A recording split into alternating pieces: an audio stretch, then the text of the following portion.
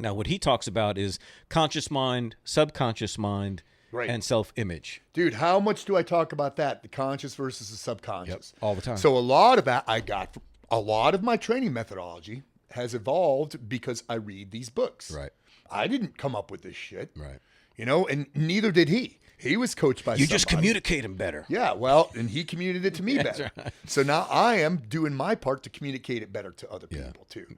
I tell people you have to perform the appropriate amount of meaningful repetitions until you can perform something at an intuitive or subconscious level. And the reason we need to do that, and he talks about it in here too, is because there's conscious and there's subconscious mind. Right. See, we could only do one thing at a time, Right. conscious level, Yeah. like cognitive thought, So you know? no multitasking. Right. But the thing is, subconscious can do other stuff, Right. but we're not truly multitaskers. You know, we could task switch, task stack, perform certain tasks intuitively. And in order to perform tasks intuitively, you have to put in the reps. So it's a martial arts thing. I think it's called Mushin, where you think about it until you don't have to think about it. Okay. You know, Bruce Lee talked about this all the time. Right. You know,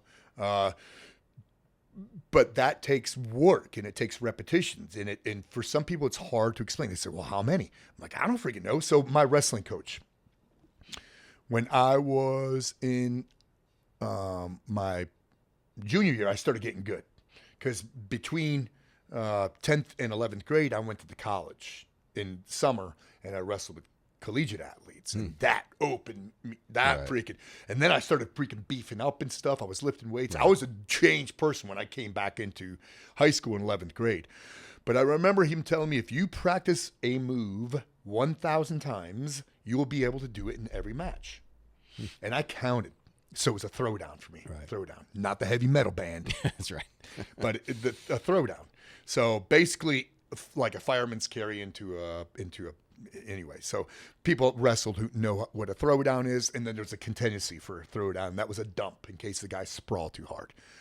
But I practiced it 1,000 times. I kind of checked it off. At home at night, I would go home and how many times did I do a throwdown in practice? And I would check them off. And by the end of that season, that wrestling season, I'd practiced it 1,000 times. The next year, I practiced it more, and I broke the takedown record in my senior year. Wow. And most of them were throwdown or throwdown to a dump. Right. Yep.